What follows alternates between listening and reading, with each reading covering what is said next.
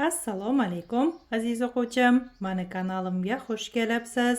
Bugun men sizlarga 3 metr shtampil matodan suratdagi ko'ylakni modellashtirib, bichib tikib ko'rsatib beraman.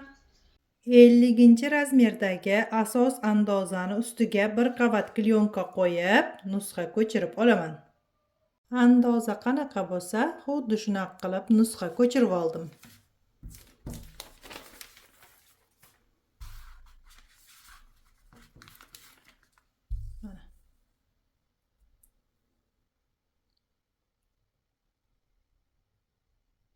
Keyin andozani bo'ynidan 7,5 santimetr tushib belgilab oldimda, mana shu joydan bokovoydagi ko'krak vatochkani tepasigacha to'g'ri chiziq chizib oldim. Endi buni modellashtiraman. Mana shu to'g'ri chiziqni o'lchasangiz 28 santimetr bo'ladi. Uni 2 ga bo'lsangiz 14 santimetr bo'ladi. Shunaqa qilib mana shu 14 santimetrni o'rtasidan 1,5 santimetr chiqib, mana shunaqangi yoysimon chiziqni chizib oldim. Ko'rib turganingizdek, koketka va etekni alohida qilib kesib oldim. Endi bokovoydagi ko'krak vatochkani yopaman. Ko'krak vatochkani yopib, bulavka bilan qadab, mana shunaqa qilib tayyor qilib oldim. Endi buni modellashtirib, burma hisobini qo'shib olaman. Ko'ylakni etagini orasini 4,5 santimetrdan qilib 6 ta bo'lakka bo'lib oldim.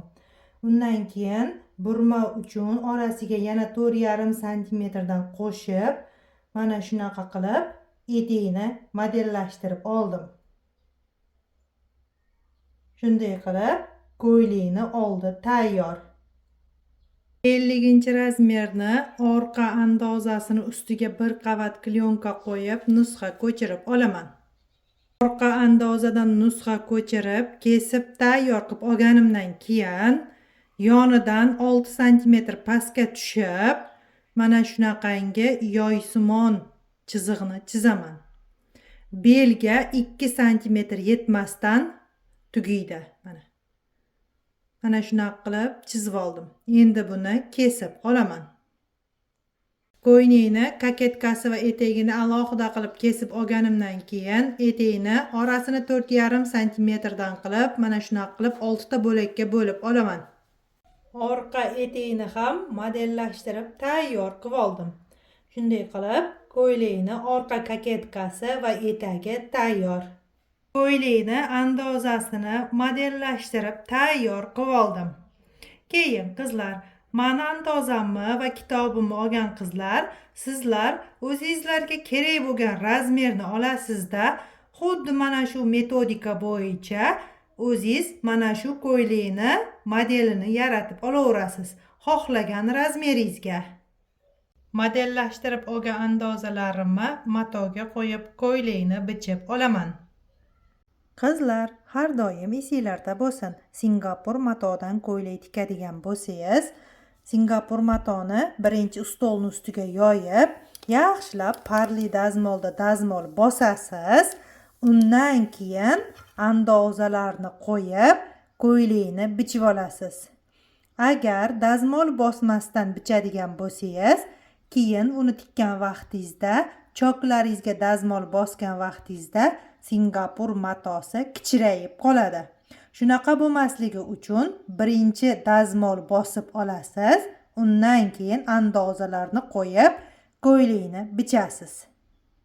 Shtampil matodan ko'ylak tikadigan bo'lsangiz, birinchi bo'lib qiladigan ishingiz bu shtampil matoni illiq suvga chayib olish. Undan keyin salqin joyga, mana shunaqangi qalin turbaga yoyish. Iloji boricha mana shunaqangi turbaga yoki sushilkaga yoyinglar qizlar.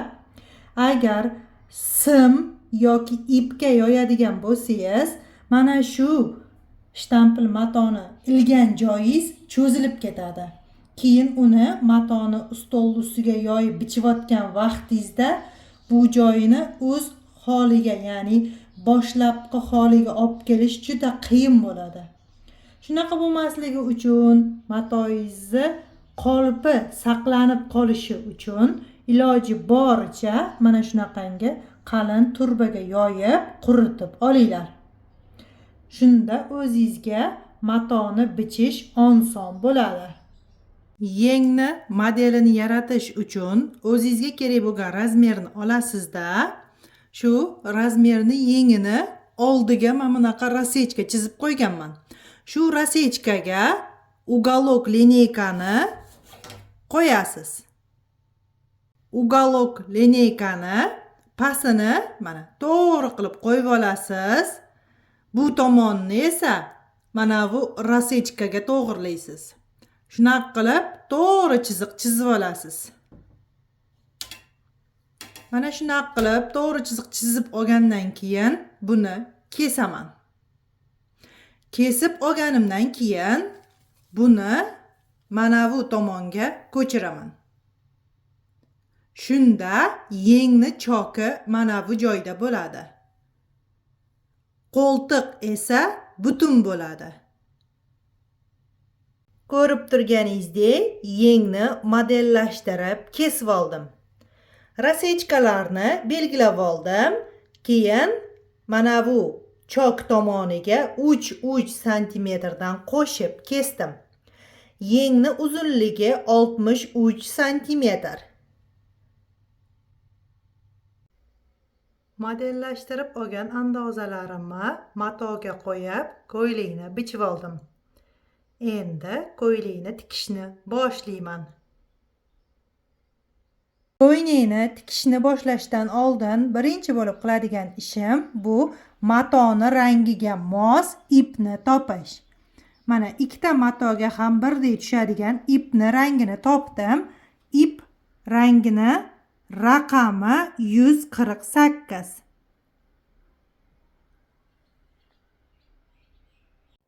Aziz o'quvchim, mana chevarchilik sirlari kitobim bilan choq haqqi ichida bo'lgan tayyor andozalarim sotiladi. Kitob va andozalar komplekti Toshkentda Ipodrom bozorida sotuvda bor. Agar sizga kerak bo'ladigan bo'lsa, videoni ostida telefon raqamlarim bor. Qo'ng'iroq qilib yoki Telegramda yozib ma'lumot olsangiz bo'ladi. Qaranglar qizlar. Kaketkani oldi va orqasini bichayotgan vaqtingizda past tomoniga обязательно 1 santimetrdan chok haqqiga qo'shib kesasiz. Undan keyin ko'ylakni bo'yin o'yindisini chizish uchun yelkaga lineykani to'g'ri qo'yib kesib oldim va burchagini chiqazib oldim. Mana shu burchakdan mana bu joygacha 5 santimetrni o'lchab chizib oldim. Endi buni kesib, o'rtasini to'g'ri qilib chizib olaman. Keyin xuddi mana shunaqangi yana bitta kaketka bichib olaman shtampil matodan. Ko'rib turganingizdek, oldi kaketka qanaqa bo'lsa, xuddi shunaqa qilib shtampil matodan yana bitta kaketka bichib oldim. Kaketkani bichayotgan vaqtimda mana bu uzorlariga ahamiyat berdim. Ko'rdinglar, ikkalasi simmetrичный tushgan. Keyin kaketkani birinchi flizilin matodan bichib oldimda, undan keyin matoga yopishtirdim. Shunda kaketkani uzorlari to'g'ri bo'lib chiqadi. Mana shunaqa qilib bichib tayyor qilib olganimdan keyin endi bo'yin o'yindisini, ya'ni yoqani tiksam bo'ladi. Kaketka bilan padbordni bir-biriga qo'shib, mana shunaqa qilib bulavka qadab oldim. Mana. Keyin yelkasi va bo'yin o'yindisini qo'lchokida tikib oldim. Endi buni mashina bilan tikaman. Ko'rib turganingizdek, bo'yin o'yindisini tikib, keyin yoqani tikib oldim. Mana. Buni mana qilib aylantirsam, mana shunaqangi ko'rinishda bo'ladi. Endi mana bu chiziqdan kesib olaman.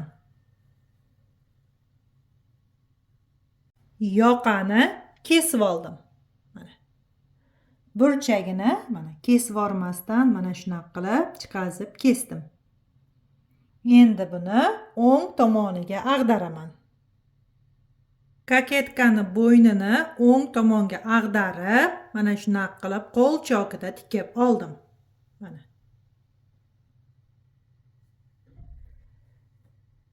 Mana bu ichki tomoni. To'g'rilab qo'l chokida tikib olganimdan keyin yaxshilab dazmol bosib oldim.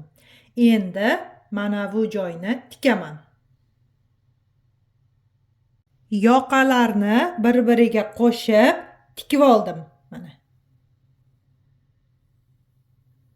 Bu chokni berishimiz sababi yoqani mana bunaqa buklagan vaqtimda simmetrичный bo'lishi uchun mana shu chok kerak. Agar mana shu chok bo'lmasa, yoqalar ikki xil bo'lib qoladi. Endi yoqani mana bunaqa qilib yotqizib, dazmol bosib olaman. Yoqani dazmol bosib, tayyor qilib olganimdan keyin tugmalarni qadab oldim. Mana. Shunday qilib kaketka va yoqani tikib tayyor qilib oldim. Ko'ylakni etagini burmaga yig'ib, qo'l chokida kaketka bilan qo'shib tikib oldim. Undan keyin mana shunaqa qilib mashina bilan tikdim. Endi buni overlock qilaman. Ko'ylakni oldini tikib bo'ldim. Shunday qilib oldini tayyor qilib oldim.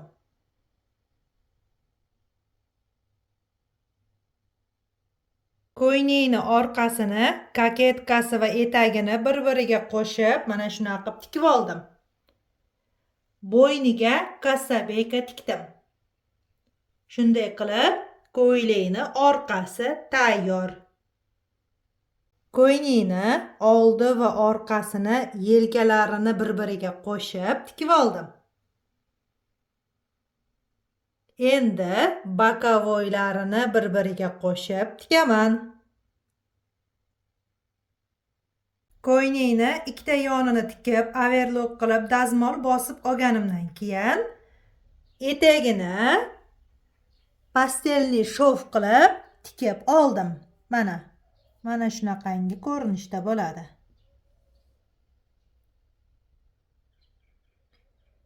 Shunday qilib ko'ylakni gavdasi tayyor. Yengni birinchi mana shu ikkita atrezini pastelniy shov bilan tikib oldim. Keyin dazmol bosib oldim. Undan keyin mana bu usti tomonini ustiga, pastini ostiga qo'yib, bir-biriga 1 santimetr o'tkazib, mana shunaqa qilib tikib oldim. Mana.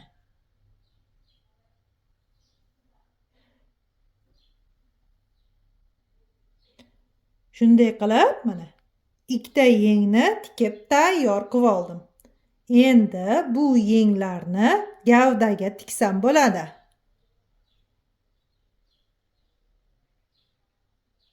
Yengni birinchi qo'l chokida tikib oldim.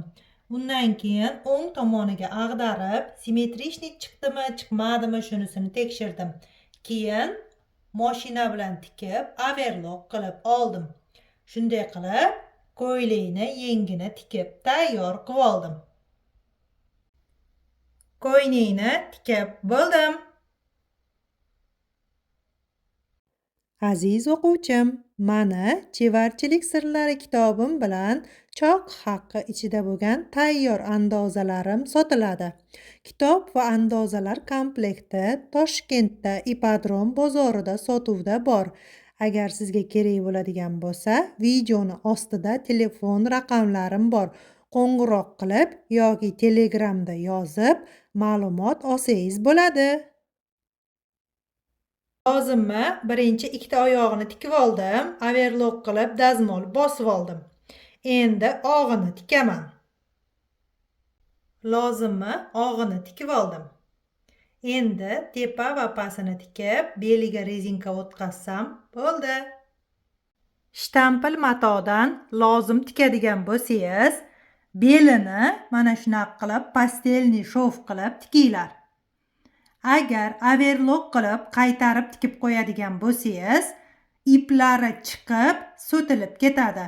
Shunaqa bo'lmasligi uchun, beli mahkam va toza turishi uchun mana shunaqa qilib pastelniy shov qilib, keyin rezinka o'tkazsangiz, lozimingiz toza va chiroyli bo'ladi. Lozimni beliga rezinka o'tkazayotgan vaqtingizda mana bu to'g'nog'ichni tiqib, mana bunaqa qilib aylantirib kelganingizda rezinka ichkarisiga kirib ketaveradigan bo'lsa, mendan sizlarga bitta maslahat. Mana shu rezinkani uchiga tikadigan mashinani ignasini qadab qo'yinglar. Shunda mana buni o'tkazib, aylantirib olganingizdan keyin mana bu narsa ichiga kirib ketmaydi. Mana bu joyda turadi. Sizga oson bo'ladi. Ya'ni rezinka ichkarisiga kirib ketib, qaytadan chiqazib, qaytadan o'tkazishni oldini oladi. Ya'ni sizga yordamchi bo'ladi. Lozimni beliga rezinkani o'tkazib olganimdan keyin ikkita uchini chiqazib oldim. Endi bularni tuyib qo'yaman. Shunday qilib, lozimni belidagi rezinkasi tayyor. Ko'ylakni lozimini tikib tayyor qilib oldim. Ko'rib turganingizdek, ko'ylak va lozimni tikib bo'ldim. Darsim yoqqan bo'lsa, like bosib, kommentariy yozib ketinglar.